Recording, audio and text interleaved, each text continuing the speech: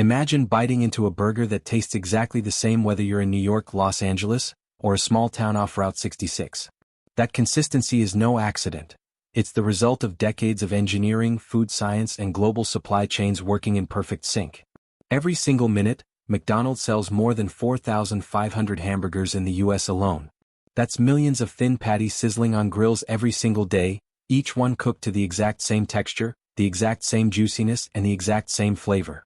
But have you ever wondered how a paper-thin patty can spark so much debate? Some insist it's nothing but 100% beef, plain and simple. Others argue there must be more to it, because how else can it taste so uniform across thousands of restaurants? Today we're pulling back the curtain to trace every step of that burger patty, from slaughterhouse to shaping, freezing, and finally to the grill, so you can decide for yourself what really goes into a McDonald's burger. McDonald's didn't start out as a fast food empire. Back in 1948, the very first hamburgers were nothing more than ground beef hand-pressed on an iron grate. There were no rules, no precise standards, just a quick and cheap way to serve customers. But by the early 1960s, after the franchise model took off, things changed dramatically. McDonald's realized that if someone ate a burger in Chicago, it had to taste identical to one in Las Vegas. That required strict control. Same size, same cooking time, same fat content, same flavor, no matter the location. In 1968, McDonald's made a game-changing move by partnering with Keystone Foods, an exclusive supplier that pioneered flash freezing technology. This allowed patties to be shaped and then frozen so rapidly that they retained their form, flavor, and moisture until the moment they hit the grill. From that moment forward, McDonald's burgers transitioned from freshly made to carefully engineered products that could be shipped across the world without losing their signature taste. Today, McDonald's consumes hundreds of millions of pounds of beef every year, and the famous tagline still says, 100% pure beef. But what exactly does that mean? Technically it's true, if you're talking about the raw meat. The beef comes mostly from long-term contracted suppliers in the US, Australia, and Canada. But don't picture premium steaks being ground into your burger. The cuts used are often shoulder, neck, and belly meat, sections that aren't high value in the steak market but have just the right fat content to make a juicy patty. These cuts arrive at processing plants in enormous frozen blocks, each weighing 20 to 25 kilograms, stored at frigid temperatures of around -8 degrees Celsius. Before grinding, workers check the core temperature of each block using precision sensors. If it's still rock solid, the meat is transferred to a transition room where the temperature is slowly raised to around -3 to 0 degrees Celsius. This makes the meat pliable enough to grind without fully thawing, which prevents bacterial growth and keeps the flavor intact. Getting the fat ratio right is one of the most critical steps in the entire process. McDonald's patties are designed to maintain an 80% lean to 20% fat balance, with a tolerance of just 1%. Too much fat and the burger shrinks on the grill, releasing greasy drippings. Too little fat and the patty turns dry, cracking at the edges and losing that tender bite customers expect. Once the blend is perfected, the meat is fed into massive industrial grinders. At this stage, it's transformed from unrecognizable blocks of beef into a fine, consistent mix that's ready to be molded into the burgers we all know. From there, the meat mixture moves into a forming machine equipped with steel molds. Each mold presses out a patty that measures exactly 10 centimeters in diameter, about 0.8 to 1 centimeter thick, and weighing 45.4 grams, that's 1.6 ounces on the dot. These machines work at incredible speeds, capable of shaping more than 300 patties per minute. The precision isn't about looks, it's about efficiency. A fraction of a gram off could throw off cooking times, slow down service, and upset the entire rhythm of a McDonald's kitchen. Once shaped, the patties immediately head into one of the most important steps: flash freezing. This is where science really steps in. Each patty enters a tunnel freezer kept at a bone-chilling -40 degrees Celsius. Within 90 seconds, it's completely frozen. Why the rush?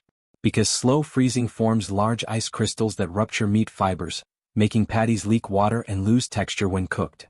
Flash freezing locks in the patty's shape, moisture, and integrity, ensuring that when it's reheated later, it still tastes fresh and tender. After freezing, the patties are packed in batches of 10 or 20, stacked with small gaps so they don't stick together. Each tray is sealed, labeled with batch codes, production times, and expiration dates, then moved to storage freezers set to about -8 degrees Celsius. Officially, patties can stay frozen for up to 3 months, but in McDonald's tightly monitored supply chain, most never last more than 30 days before reaching a restaurant. Once the frozen patties arrive at a McDonald's kitchen, there's no thawing, no marinating, and no additional prep. Employees grab them straight from the freezer and place them onto a clamshell grill, a signature piece of McDonald's equipment. Unlike a traditional flat top, this grill has two surfaces, one fixed on the bottom and another that lowers automatically onto the patty, cooking both sides simultaneously. The process takes just 40 seconds. The bottom plate is heated to about 218 degrees Celsius, while the top runs at 177 degrees Celsius. The result is a patty that's cooked evenly, drained of excess fat through built-in grease channels and perfectly tender. In under a minute, it's slid into a soft bun, layered with cheese, pickles, onions and sauce and boxed up for a customer. The timing is so precise that a burger can be assembled and handed to you less than 60 seconds after hitting the grill.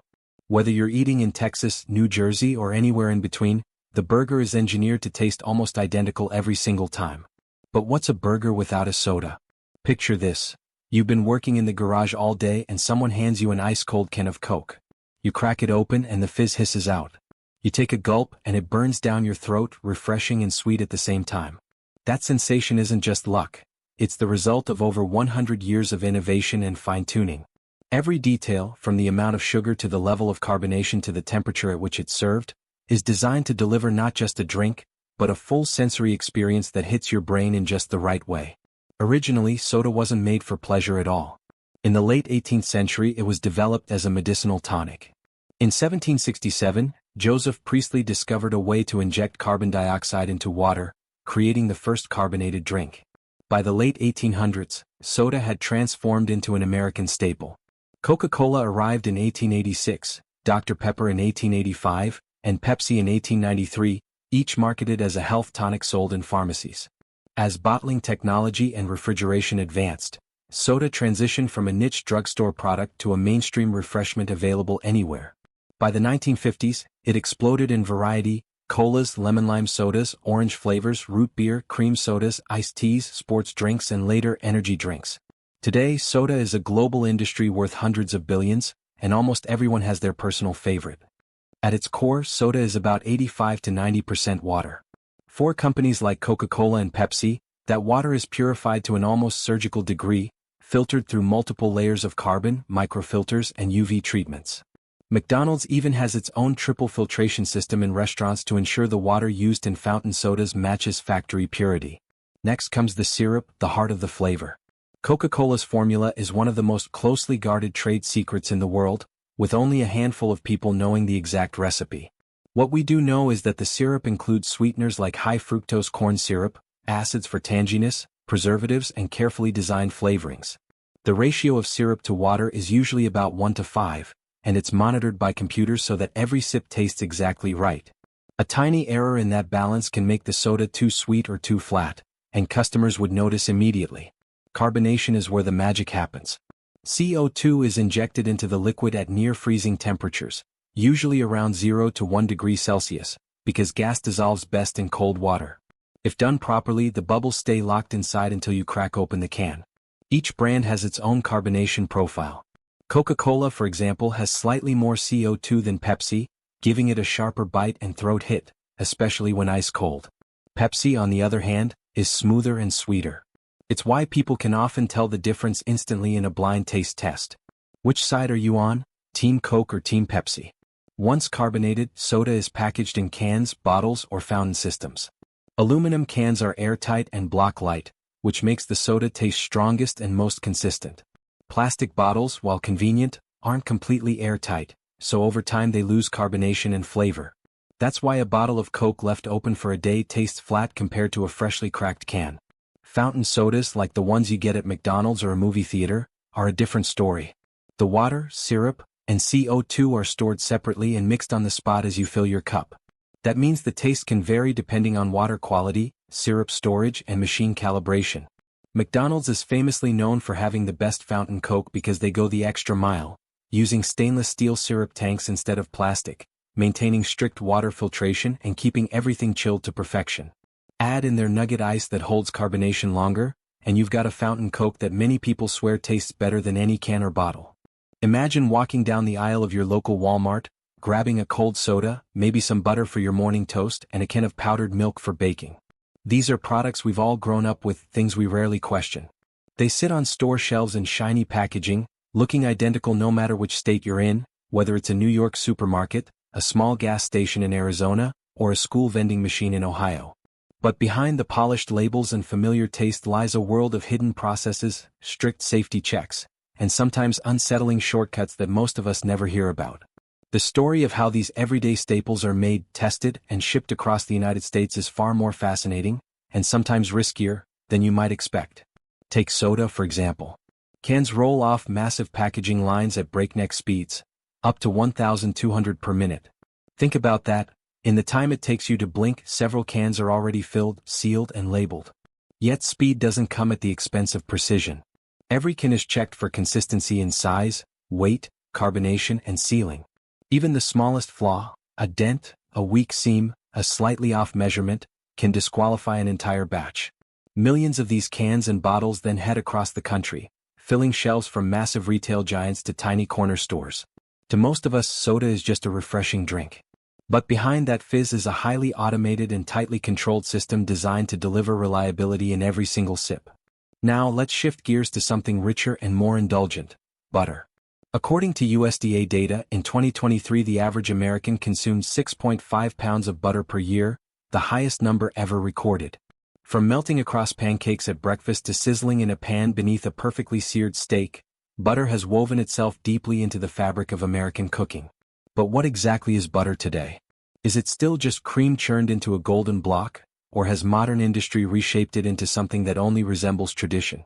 And does that difference matter when it changes the flavor of an entire meal? Butter has been part of the human diet for at least 5,000 years. Early butter looked nothing like the smooth sticks we pick up in a supermarket today. In India, the Middle East, and Northern Europe, butter was made from raw milk, naturally fermented and hand-churned in wooden barrels.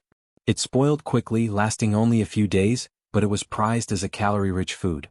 Fast forward to pre-World War II America, and butter was still a homemade staple. Families churned cream separated from fresh milk, producing small batches on their own farms. But everything changed in the mid-20th century as industrial food production took off. Enter margarine. First invented in the late 1800s, margarine was made from hydrogenated vegetable oils. It was cheap, easy to mass-produce, shelf-stable, and immune to the seasonal challenges of dairy farming. By the 1950s, margarine was marketed as the healthier choice. No animal cholesterol, no guilt. By 1976, for the first time in American history, margarine consumption surpassed butter. For decades, yellow spreads dominated breakfast tables across the country. But the tide turned again in the early 2000s, when consumers grew wary of overly processed foods and trans fats. Butter, once demonized, made a dramatic comeback. By 2015, U.S. butter consumption overtook margarine for the first time in nearly 40 years, and the trend has only continued since. So, how does milk transform into butter? It starts at the farm. Modern dairy farms milk cows 2 to 3 times a day using automated systems. Each cow can produce 25 to 30 liters of milk daily, depending on breed and diet. That milk flows through stainless steel pipes directly into cooling tanks kept at just 4 degrees Celsius, cold enough to slow bacteria but fresh enough to preserve natural flavor. Each batch is immediately tested for fat content, protein levels, and any trace of antibiotics or contamination. If it fails, the entire lot is discarded. No exceptions. From there, milk travels by refrigerated tanker trucks to processing plants within 24 hours, where the transformation begins. Inside the plant, milk enters a centrifuge, a machine that spins at incredibly high speeds to separate the fatty cream layer from the skim milk. This cream is rich, about 35 to 40% fat, and it's the foundation of real butter. The cream is poured into churners where agitation causes fat molecules to clump together while liquid separates into buttermilk. And just like that, the golden heart of butter emerges. Unlike margarine, which is built from vegetable oils and chemical additives, butter requires nothing more than cream, and sometimes a pinch of salt. Once the butterfat forms, it's carefully washed in cold water to remove leftover buttermilk, because any trace can shorten shelf life and cause spoilage. Then comes kneading, which smooths the texture and distributes salt evenly if used. Some producers add natural beta-carotene to enhance the yellow hue since butter's color can vary seasonally based on a cow's diet. Finally, butter is molded into sticks, blocks, or tubs, wrapped in protective packaging, and chilled until it's shipped nationwide. What emerges is a product Americans rely on daily, whether baking cookies at home, enjoying a buttery popcorn at the movies, or indulging in a restaurant's bread basket. But the story of dairy doesn't stop with butter. Another milk-based product has shaped generations of diets: powdered milk. Though it may not seem glamorous, powdered milk has been both a lifesaver and a source of controversy in modern food history. In 2023, the FDA announced a recall of over 675,000 cans of infant formula due to possible contamination with Chronobacter sakazaki, a deadly bacteria that can cause life-threatening infections in babies. The shocking part? This wasn't some off-brand product. It was made by one of the largest and most trusted formula companies in the United States. Powdered milk first appeared in the 19th century, used by militaries and sailors because it was lightweight, non-perishable, and easy to transport. During World War II, it became a global staple, distributed as food aid and soldier rations. By the 1950s and 60s, it gained traction in the U.S. as infant formula manufacturers marketed it as a modern, convenient alternative to breastfeeding. Doctors recommended it, parents embraced it, and powdered milk became a billion-dollar industry. Making powdered milk sounds simple: remove water from milk. But the process is anything but. Safe production begins with raw milk testing, where fat levels, microbial presence, antibiotics, and toxins are checked. Premium brands pass or fail these strict tests immediately. But cheaper alternatives often start with whey powder, plant proteins, or fillers like maltodextrin, producing something that may look like milk but barely qualifies as such. Once approved, milk is heat-treated through ultra-high temperature (UHT) processing, raising it to 135 to 150 degrees Celsius for just a few seconds. This kills bacteria while preserving nutrients, if done correctly. But if sensors malfunction, machinery isn't properly maintained, or staff cut corners under pressure, bacteria can slip through, as seen in the 2023 recall. Even after pasteurization, contamination risks remain. In powdered milk production, packaging is one of the most dangerous failure points. The drying process leaves milk powder extremely sensitive to moisture, so even a single unsealed lid, a dented can, or airborne dust in the packaging room can ruin entire shipments. Small factories with outdated equipment face the greatest challenges, and sometimes deadlines push safety to the side. To make matters worse, not all milk products are equally traceable. Infant formula in the U.S. must follow strict batch-level tracking so recalls can be managed.